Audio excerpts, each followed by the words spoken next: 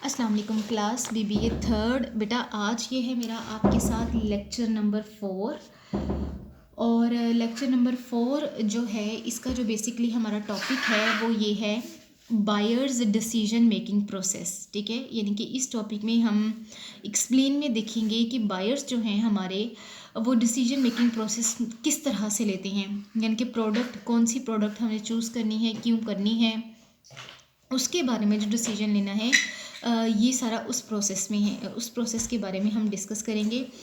तो बेटा बेसिकली ये जो डिसीजन मेकिंग प्रोसेस है ये 5 स्टेप्स में होता है। पहला है इसका नीड रिकग्निशन, दूसरा है इसका इंफॉर्मेशन सर्च, तीसरा है इसका इवेल्युएशन ऑफ ऑल्टरनेटिव्स, चौथा है परचेज डिसीजन और पांचवा है पोस्ट परचेज बिहेवियर। ठीक है। अच्छा बेटा, अब हम इन सारे स्टेप्स को जो है वो हम वन बाय वन डिटेल से देखेंगे। बेटा सबसे पहले है नीड रिकग्निशन। ठीक है, रिकग्नाइज करने का मतलब होता है पहचान लेना। ठीक है, यानी कि इंसान अपनी ज़रूरत को पहचान ले, उसको हम कहते हैं नीड रिकग्निशन। ठीक है। अच्छा बेटा, मेरा छोटा बेटा हाशिम जो है वो भी इस टाइम मेरे साथ है, तो वो खेल रहा है ज़रा अपनी कार्स के साथ। तो अगर कोई डिस्टर्बेंस आपकी वीडियो में आ जाए तो उसको काइंडली माइंड नहीं करिएगा, क्योंकि वो अभी छोटा है बहुत, तो आई कैन स्टॉप हिम। ठीक है। तो बेटा बेसिकली जो है वो नीड रिकग्निशन उस चीज़ का नाम है, उस कॉन्सेप्ट का नाम है जिसमें इंसान जो है वो अपनी ज़रूरतों को रिकग्नाइज़ कर लेता है, अपनी ज़रूरतों को पहचान लेता है कि मुझे इस चीज़ की ज़रूरत है और मुझे ये प्रोडक्ट चाहिए, ये प्रोडक्ट नहीं चाहिए। ठीक है।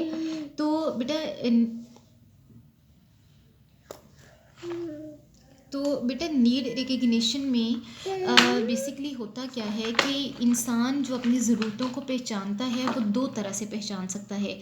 एक होते हैं इंटरनल स्टिम्युलाई और दूसरे होते हैं एक्सटर्नल स्टिम्युलाई। बेटा अच्छा मैं पहले आपको ना स्टिम्युलाई का कॉन्सेप्ट देती हूँ कि स्टिम्युलाई का क्या कॉन्सेप्ट है।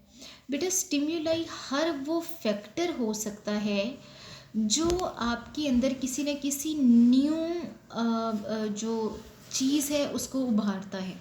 ठीक है, न्यू रिस्पॉन्स क्रिएट करता है, चलिए आप ये कह लें। ठीक है।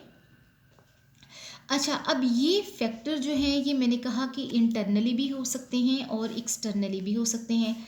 जैसे इंटरनली लेट सपोज, ठीक है, लेट सपोज कि हम डिस्कस करते हैं जिन लोगों के फेस पे पिंपल्स निकलते हैं। ठीक है, अब वो उनका एक इंटरनल रीजंस की वजह से उनके फेस पे पिंपल निकलने, चाहे उनके ब्लड का रीज़न है, उनके स्किन का रीज़न है, उनकी हार्मोन्स का रीज़न है, कोई भी रीज़न है, लेकिन चूंकि वो उनकी बॉडी के इंटरनल सिस्टम की वजह से जो है वो उनको प्रॉब्लम हो रहा है, तो उस प्रॉब्लम को जब वो रिकॉग्नाइज़ करेंगे तो उस प्रॉब्लम को रिकॉग्नाइज करने की वजह क्या होगी, आपका इंटरनल स्टिम्युलाई। ठीक है। इसी तरह से अगर हम बिज़नेस में इसकी बात करें तो बिज़नेस के अगर इनर बाउंड्रीज़ में से किसी फैक्टर की वजह से अगर बिज़नेस किसी चीज़ की ज़रूरत महसूस करता है तो वो उसका वो इंटरनल स्टिम्युलाई कहलाएगा। ठीक है। अच्छा बेटा, उसके बाद आटा मेरे हैंड को आटा लगा हुआ है, आटा गूंद के आई थी अभी। अच्छा खैर चलिए। अच्छा बेटा, बड़ी माजरत चाहती हूँ मैं। अच्छा बेटा, उसके बाद अगर आप देखें तो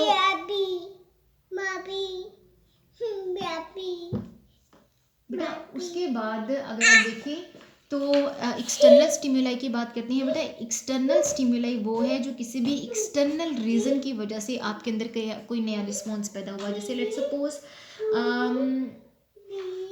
लेट सपोज कि वजीहा ने कोई बहुत अच्छे जूते लिए, ठीक है, और वही जूते जो हैं वो सहर को भी पसंद आ गए, तो सहर ने कहा कि अब मैंने ऐसा ही जूता लेना है चाहे कुछ भी हो जाए। तो चूंकि वजीहा के जूते जो हैं वो एक एक्सटर्नल स्टिम्युलाई है, तो उस एक्सटर्नल स्टिम्युलाई की वजह से शहर के अंदर जो अपनी ज़रूरत महसूस हुई कि अच्छा यार ज़रूरत तो मुझे भी है ऐसे जूते की, तो मैंने भी लेना ही है, तो मैं भी ऐसा ही लूँगी। ठीक है, तो वो जो नीड रिकग्निशन है वो एक्सटर्नल स्टिम्युलाई की वजह से होगी। ठीक है।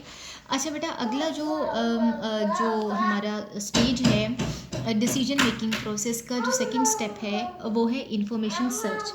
फिर जब एक दफ़ा इंसान को पता चल जाता है कि उसको इस चीज़ की ज़रूरत है उसको ज़रूरत महसूस हो जाती है कि यार मुझे इस प्रोडक्ट की ज़रूरत है, फिर वो उस प्रोडक्ट को ख़रीदना चाहता है। लेकिन उस प्रोडक्ट को ख़रीदने से पहले वो कुछ रिसर्च करता है। रिसर्च कैसे करता है? वो अपने दोस्तों से पूछता है, अपने कज़न से पूछता है, उन लोगों से पूछता है जिन्होंने पहले वो प्रोडक्ट इस्तेमाल किया हुआ है। ठीक है, वो शॉप्स में जाता है, शॉप्स विज़िट करता है, शॉपकीपर से पूछता है प्रोडक्ट्स के बारे में।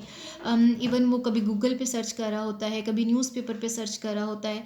तो ये सारी यानी कि किसी एक प्रोडक्ट के बारे में इंफॉर्मेशन लेना, यानी कि ये जो है ये नीड रिकग्निशन के बाद का स्टेप है, जिसमें जब आपको एक दफ़ा प्रोडक्ट की नीड पता चल गई तो आप फिर उसके बारे में इंफॉर्मेशन इकट्ठी करते हैं। तो consumers can obtain information, consumers क्या कर सकते हैं? इंफॉर्मेशन गैदर कर सकते हैं from any of the several resources, इनमें से किसी भी रिसोर्स में से। बेटा अब इनमें से पहला रिसोर्स क्या है? पर्सनल सोर्सेज आ जाते हैं, यानी कि आपके जो पर्सनल सोर्सेज हैं आपकी, उसमें फैमिली आ जाएगी, फ्रेंड्स आ जाएंगे, नेबर्स आ जाएंगे, इक्विटेंसीज आ जाएंगी। इक्विटेंसीज का मतलब कि लाइक न्यूज़पेपर की आप बात कर लें, गूगल की बात कर लें, जो आपके पर्सनल घर बैठे ही आप जहाँ से इंफॉर्मेशन ले सकते हैं। ठीक है, ये वो पर्सनल सोर्स है कि अच्छा यार मैंने अपने भाई से पूछा, बहन से पूछा, अपने कज़न से पूछा, अपने हमसाए से पूछा, अपने दोस्त से पूछा। ठीक है, तो ये सारे आपके पर्सनल सोर्स ऑफ इंफॉर्मेशन है। आगे जो है वो आपके कमर्शियल सोर्सेज आ जाती हैं। कमर्शियल सोर्सेज में आपकी अगेन मीडिया रिसोर्सेज भी इनको कहा जा सकता है, जैसे कि एडवर्टाइजिंग। आपको टीवी की एडवर्टाइजिंग से प्रोडक्ट का पता चला, आपको यूट्यूब पे एडवर्टाइजिंग से प्रोडक्ट का पता चला, आपको इंस्टाग्राम से, फेसबुक से, या किसी भी और जगह से जो है, हाशिम, या किसी भी और सोर्स से जो है वो आपको प्रोडक्ट के बारे में इंफॉर्मेशन मिली, तो वो जो इंफॉर्मेशन है वो आपका कमर्शियल सोर्स है, कमर्शियल सोर्स से आपको इंफॉर्मेशन मिली है। अच्छा बेटा, इस सोर्स में क्या क्या चीज़ें आ जाती हैं? इस सोर्स में आपकी एडवर्टाइजिंग आ जाती है, आपके सेल्स पीपल आ जाते हैं, आपकी वेबसाइट्स आ जाती हैं। वेबसाइट्स के अलावा जो हैं वो आपके डीलर्स आ जाते हैं, पैकेजिंग करने वाले जो लोग होते हैं, पैकिंग वाले, वो लोग आ जाते हैं। डिस्प्लेस जो होती हैं, लाइक अगर आपको कोई भी जो लाइक अभी जैसे मैं बात करूँ तो गर्ल्स में ये ज़्यादा इफेक्ट पाया जाता है जब हम मॉल्स में शॉपिंग करते हैं। लाइक हमने खाड़ी के मॉल को, खाड़ी की शॉप को या आउटलेट को हमने रिसर्च किया, या हम किसी भी ब्रांड की शॉप पे चले गए, तो हमारा पर्पस जो होता है वो चाहे वहाँ पे कोई चीज़ परचेज़ करना हो या ना हो, लेकिन हाँ हम वहाँ पे जो रेडीमेड डिज़ाइंस होते हैं, वहाँ से गले का डिज़ाइन देख लिया, बाजुओं के डिज़ाइन देख लिए, तो वो सारे यानी कि वो वहाँ से जो है वो हम इंफॉर्मेशन इकट्ठी कर लेते हैं, जो डिस्प्लेज होते हैं वहीं से ही। ठीक है, और फिर उसके बाद जो है बेटा, हाशिम क्या बात है बेटे, आप अपनी गाड़ी के साथ खेलो। हाशिम की गाड़ी कहाँ है? छोटी वाली गाड़ी कहाँ है? गाड़ी से खेलो, वो पड़ी हुई है, वो देखो। अच्छा बेटा, फिर इसमें जो है वो अगला जो सोर्स है वो आपके पास पब्लिक सोर्स है। पब्लिक सोर्स में क्या क्या चीज़ें आ जाती हैं? आपका मैस मीडिया आ जाता है, आपकी कंज्यूमर रेटिंग ऑर्गेनाइजेशंस आ जाती हैं, फिर बहुत सारी ऐसी ऑर्गेनाइजेशंस भी होती हैं जो इन्फॉर्मेशन प्रोवाइड करती हैं। उनका बिजनेस ही ये होता है कि हमने अपने लोगों को इन्फॉर्मेशन प्रोवाइड करनी है। अब जैसे जो एडवर्टाइजिंग के जो बिजनेसेस जो एडवर्टाइजमेंट करते हैं, वो बिज़नेस खुद नहीं करता, वो बिज़नेस इन ऑर्गेनाइजेशंस को, जो कंज्यूमर रेटिंग ऑर्गेनाइजेशंस होती हैं, इनको अप्रोच करते हैं। फिर ये आगे से बताते हैं कि ये कंज्यूमर का ट्रेंड चल रहा है, आपकी एडवर्टाइजमेंट इस तरह से होनी चाहिए, और फिर कंपनीज उन्हीं को पैसे दे के उनसे एडवर्टाइजमेंट करा लेती हैं। देन बेटा आगे इंटरनेट सर्च आ गया, गूगल, यूट्यूब, क्रोम, जो भी हैं, ये सब चीज़ें आ गई। ठीक है बेटा, आगे जो है वो आपका सोर्स है वो है एक्सपेरिमेंटल सोर्स। एक्सपेरिमेंटल सोर्स कि आप खुद अपने तजुर्बे से आपने इन्फॉर्मेशन ली किसी भी एक प्रोडक्ट के बारे में या चीज़ के बारे में। ठीक है, सो उसमें हैंडलिंग आ जाता है, एग्जामिनिंग आ जाता है, ये यूजिंग द प्रोडक्ट, वही आपका पर्सनल, लाइक पहले आपने शैम्पू यूज़ किया, शैम्पू यूज़ करने के बाद आपको रियलाइज़ हुआ कि अच्छा यार इस शैम्पू की वजह से मेरा हेयर फॉल प्रॉब्लम कम हुआ है, तो वो जो आपके पास इंफॉर्मेशन आई वो आपके पर्सनल एक्सपीरियंस से आई, जिसको कि आप एक्सपेरिमेंटल सोर्स कहते हैं। बेटा आगे है थर्ड जो आपका स्टेप है, वो आता है इवेल्युएशन ऑफ ऑल्टरनेटिव्स का। ठीक है, लाइक ये जो थर्ड स्टेप है आपका इवेल्युएशन ऑफ ऑल्टरनेटिव्स का। बेटा सबसे पहले तो इसमें आपका ये कॉन्सेप्ट क्लियर होना बहुत ज़रूरी है कि ऑल्टरनेटिव से क्या मुराद है। बेटा ऑल्टरनेटिव का मतलब होता है एक ज़रूरत की जगह पे अगर वो एक तरह से पूरी नहीं हो रही तो उसको दूसरी तरह से पूरा कर लेना। जैसे लेट्स सपोज कि हाँ, जैसे अभी इस टाइम मेरे पास जो है ये ब्लू पेंसिल है, ठीक है, और अभी मेरे पास थोड़ी देर पहले रेड पेंसिल भी थी, लेकिन वो मेरे बेटे ने पता नहीं पकड़ के कहाँ गुम कर दिया है। तो अब जैसे मेरे पास दो पेंसिल्स थी, तो मेरे पास दो पेंसिल्स मैंने क्यों रखी कि अगर ब्लू गुम हो जाए तो मेरे पास आल्टरनेट हो, मेरे पास एक दूसरी प्रोडक्ट भी हो। जो रेड है तो उसको मैंने अपने लिए रखा कि अच्छा ठीक है, रेड गुम हो जाए तो मेरे पास ऑल्टरनेट है कि मेरे पास ब्लू है, ठीक है। इसी तरह से जब आप रोटी खाते हैं, अगर आपका रोटी खाने को दिल नहीं करता तो आपके पास ऑल्टरनेट होता है कि आप ब्रेड खा लें, ठीक है, आपके पास ऑल्टरनेट होता है कि आप शवारमा खा लें, आपके पास ऑल्टरनेट होता है कि आप बर्गर खा लें। तो ये होता है कि एक जगह की रिप्लेसमेंट में, एक चीज़ की रिप्लेसमेंट में दूसरी चीज़ का होना, वो आपको ऑल्टरनेट कहलाता है, ठीक है। देन आपने ऑल्टरनेटिव इवैल्यूएशन का मतलब ये कि फिर आपके पास जितने भी ऑल्टरनेटिव्स हैं, जितने भी पॉसिबल ऑल्टरनेटिव्स हैं आपके पास, आपने उसमें से फिर चूज़ करना होता है कि अच्छा यार फर्स्ट रैंक पे, इनके फर्स्ट नंबर पे मैंने किसको रखना है, सेकंड नंबर पे, थर्ड नंबर पे किसको, इनके अगर मुझे ये फर्स्ट वाला मिल गया ठीक है, अगर ये नहीं मिला फिर मैं सेकंड ऑल्टरनेट की तरफ जाऊँगा, अगर और सेकंड ऑल्टरनेट नहीं मिला फिर मैं थर्ड ऑल्टरनेट की तरफ जाऊँगा। तो बेटा ये जो है ये ऑल्टरनेटिव इवैल्यूएशन कहलाती है। और इसकी डेफिनेशन ये है कि is how the customer processes information, कि कस्टमर ने वो जो रैंकिंग की है, वो जो इन्फॉर्मेशन को प्रोसेस किया है, अम,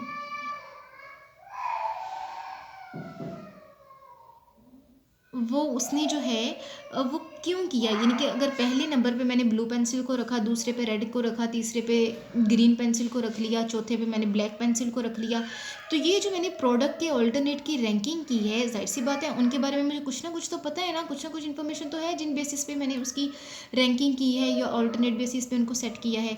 तो बेटा ये वो है कि किस तरह से कंज्यूमर जो है वो इन्फॉर्मेशन को प्रोसेस करता है to arrive at the brand choices, किसी एक खास ब्रांड चॉइस तक पहुंचने के लिए।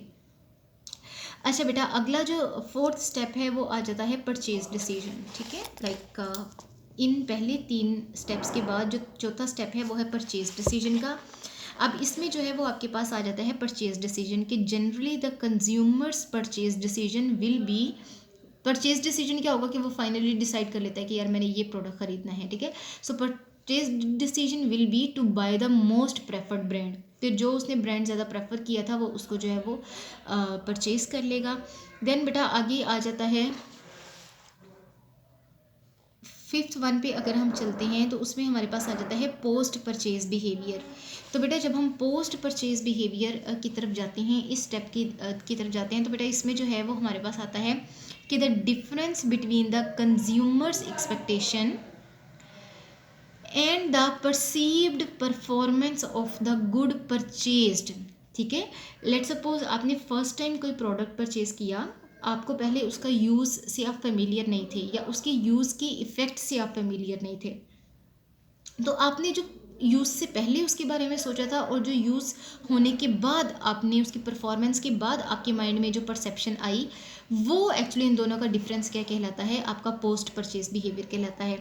अच्छा जी, the difference between the consumers expectations and perceived performance of the good purchased determines how satisfied the consumer is, ठीक है। लाइक अगर आपने फर्स्ट टाइम परचेज़ की, उसके बाद अगर आपने second time, third time, fourth time भी वही प्रोडक्ट परचेज़ किया, तो देन डेफिनेटली इट मीन्स कि वो प्रोडक्ट आपको अच्छा लगा है और आप उसके रेगुलर कस्टमर बन गए हैं, तो ये आपका पोस्ट परचेज बिहेवियर है। देन बेटा आगे आ जाता है कोग्निटिव बिहेवियर। कोग्निटिव बिहेवियर होता है जो आपके यानी कि पर्सनैलिटी से रिलेट करता है, पर्सनैलिटी कंफर्ट से या डिसकम्फर्ट से, ठीक है। तो बेटा कोग्निटिव डिसोनेंस का क्या मतलब है, डिसोनेंस भी कह सकते हैं, डिसकम्फर्ट भी कह सकते हैं। Cognitive discomfort caused by the post purchase conflict occurs in most major purchases, ठीक है। जैसे लेट सपोज मैंने आपको एग्जांपल दी कि पोस्ट परचेज बिहेवियर में आपने क्या किया कि फर्स्ट टाइम कोई प्रोडक्ट परचेज किया, पहले आपको प्रोडक्ट के बारे में बड़ा अच्छा पता था कि अच्छा यार बड़ी अच्छी प्रोडक्ट है, शॉपकीपर ने आपके माइंड में बड़ा अच्छा इमेज क्रिएट किया, आपने वो प्रोडक्ट परचेज़ कर लिया, प्रोडक्ट परचेज़ करने के बाद आप घर आए, आपने उसको यूज़ किया, आपको तो उसके रिजल्ट्स ही अच्छे नहीं लगे, आपको लगा यार ये क्या प्रोडक्ट है, आप फ़ौरन से वापस गए शॉप पे, आप जाके उससे कॉन्फ्लिक्ट आपका हो गया, झगड़ा हो गया। आपने कहा कि यार तुमने बताया मुझे क्या था, तुमने दिया मुझे क्या। तो बेटा ये आती है कोग्निटिव डिसोनेंस, जो आपको डिसकम्फर्ट में डाल दे। ठीक है। अच्छा बेटा, अगला जो पॉइंट है वो आता है आपका एडॉप्शन प्रोसेस। बेटा एडॉप्ट करने का मतलब क्या होता है, किसी चीज़ को इख्तियार कर लेना। जैसे मुझे याद है कि हमने लक्स जो है वो कोई ऑलमोस्ट कोई 10 साल हो गए हैं लक्स साबुन इस्तेमाल करते हुए। 10 साल अगर बहुत ज़्यादा है तो चलो 7-8 साल तो हो ही गए हैं। अब 7-8 साल से वही साबुन जो है वो हर माह जो है वो हमारे घर में आता है। तो बेटा ये है कि हमने उस प्रोडक्ट को अडॉप्ट कर लिया है। यानी कि हम जब भी कहीं भी जाते हैं शॉपिंग के लिए, तो हमारी फ़र्स्ट प्रेफरेंस क्या होती है कि हमने लक्स का साबुन जो है वो परचेज़ करना है। ठीक है। तो बेटा ये है कि आपने प्रोडक्ट को अडॉप्ट कर लिया है। अब उस एडॉप्शन प्रोसेस के जो हैं वो भी आगे से स्टेप्स हैं। एडॉप्शन इटसेल्फ एक प्रोसेस है, तो इसको जो है वो अब हम डिटेल में देख लेते हैं। तो बेटा एडॉप्शन प्रोसेस में क्या चीज़ आती है, adoption process is the mental process through which an individual passes from first learning about an innovation to the final adoption. ठीक है। यानी कि बेटा ये प्रोसेस है जो कि शुरू होता है आपके फर्स्ट टाइम की ट्रायल से। यानी कि आपने प्रोडक्ट को ख़रीदा, उसको फर्स्ट टाइम एक्सपीरियंस किया, तो उस फर्स्ट टाइम के एक्सपीरियंस से लेकर आहिस्ता आहिस्ता जब आप चलते चलते उसके रेगुलर कस्टमर बन जाते हैं, तो ये पूरा जो एक प्रोसेस होता है ये आपका एडॉप्शन प्रोसेस कहलाता है। मैं दोबारा इसको रिपीट करती चलूँ कि the adoption process is the mental process through which an individual passes from first learning about an innovation to the final adoption. ठीक है। यानी कि ये जब आप मेंटली तौर पे सेटिस्फाइड हो जाते हैं, जब आपको लगना शुरू हो जाता है कि यार ये प्रोडक्ट मुझे सूट किया है, और फिर आप फाइनली उसको जो है वो परचेज़ करना शुरू हो जाते हैं रेगुलरली, तो वो जो मेंटल कंफर्ट गेन करने तक का जो प्रोसेस है वो सारा आपका एडॉप्शन प्रोसेस कहलाता है। एडॉप्शन इटसेल्फ क्या है, adoption is the decision by an individual to become a regular user of the product. ठीक है। आगे बेटा स्टेजेस हैं एडॉप्शन प्रोसेस की, इसके भी 5 स्टेप हैं। इसमें सबसे पहला स्टेप ये है कि अवेयरनेस। ठीक है। यानी कि सबसे पहले कंज्यूमर क्या करता है, वो प्रोडक्ट के बारे में अवेयरनेस लेता है। ठीक है। तो the consumer becomes aware of the new product but lacks information about it. यानी कि कंज्यूमर को प्रोडक्ट के बारे में पता तो होता है, लेकिन उसके बारे में बहुत डिटेल्ड इंफॉर्मेशन नहीं होती, उसकी हर चीज़ के बारे में। जैसे अगर आपको क्यू मोबाइल का तो सबको पता है कि क्यू मोबाइल है, लेकिन उसके क्या फ़ीचर्स हैं, उसका कैमरा कैसा है, उसकी मेमोरी कैसी है, उसकी बैटरी कैसी है, इसका तभी आपको पता चलेगा जब आप उसके बारे में प्रॉपर इन्फॉर्मेशन लेंगे। ठीक है। अगला जो बेटा इसका जो हमारे पास स्टेप है वो है इंटरेस्ट का। ठीक है। फिर जब अवेयरनेस, एक दफ़ा इंसान अवेयर हो जाता है किसी भी प्रोडक्ट के बारे में, तो फिर उस प्रोडक्ट का इंटरेस्ट डिवेल्प होता है इंसान के अंदर। ठीक है। तो द कंज्यूमर सीक्स इन्फॉर्मेशन, और जैसे ही इंटरेस्ट डिवेल्प होता है तो कंज्यूमर कोशिश करता है कि मेरे पास ज़्यादा से ज़्यादा ज़्यादा से ज़्यादा ज़्यादा से ज़्यादा इन्फॉर्मेशन आए। तो इसमें फिर क्या है कि the consumer seeks information about the new product. Then बेटा आगे बात चलती है इवेल्युएशन की। तो इवेल्युएशन का क्या मतलब है, देन आपका इंटरेस्ट डिवेल्प हुआ, फिर आप इवेल्युएट करते हैं कि आया आपके पास जो इन्फॉर्मेशन है वो सही है। आप जो प्रोडक्ट के बारे में जो भी इन्फॉर्मेशन आपने इकट्ठी की है, या उसके बारे में जो भी परसेप्शन आपने ली है, क्या वो सही है या नहीं। आप अपनी इन्फॉर्मेशन को भी इवेल्युएट करते हैं, अपनी एक्सपीरियंस को भी इवेल्युएट करते हैं। तो the consumer considers whether trying the new product makes sense. ठीक है। यानी कि ये इवेल्युएट, यानी कि कंज्यूमर अपने सारे इन्फॉर्मेशन के बेस पे ये सोच रहा होता है कि यार मैं ये नया प्रोडक्ट परचेज़ करूँ या ना करूँ। ठीक है। बेटा अगला जो है स्टेप वो आपका चलता है ट्रायल पे। ट्रायल का मतलब क्या है कि the consumer tries the new product. Consumer ने क्या किया, नए प्रोडक्ट को ट्राई किया ऑन स्मॉल स्केल।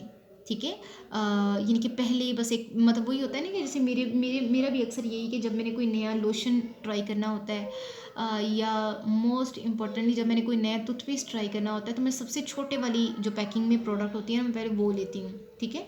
तो ट्रायल के लिए जो है मोस्टली कंज्यूमर भी सबसे छोटा पैकिंग वाली प्रोडक्ट ही जो है वो उसको परचेज़ करना प्रेफर करता है। So the trial, the consumer tries the new product on a small scale to improve his or her experience. ठीक है। और वो क्यों स्मॉल स्केल पे उसको लेता है, ताकि उसका प्रोडक्ट के बारे में जो एक्सपीरियंस है या जो इन्फॉर्मेशन है वो उसकी जो है वो बेहतर हो जाए, ठीक है। और अगला बेटा फिफ्थ जो लास्ट पॉइंट है या टॉपिक है, जो भी आपने कहना है आप कह लें बेटा, वो ये है कि एडॉप्शन। देन फाइनली जब आपने ट्रायल कर लिया फिर आप एडॉप्शन की तरफ चले जाते हैं कि the consumer decides to make full and regular use. फिर अगर ट्रायल सक्सेसफुल रहा है तो कंज्यूमर क्या डिसाइड करता है कि अब हमने जो है वो इसको जो है इसका मैंने रेगुलर कस्टमर बनना है और मैंने रेगुलरली जो है वो इसके बारे में इंफॉर्मेशन लेनी है of the new product custom, यानी कि वो फिर नए जो प्रोडक्ट उसके लिए न्यू होता है वो उसका रेगुलर कस्टमर बन जाता है, ठीक है। ओके बेटा, यहाँ पे आपका लेक्चर नंबर 4 जो है वो एंड अप होता है। अब हम लेक्चर नंबर 5 की तरफ चलते हैं।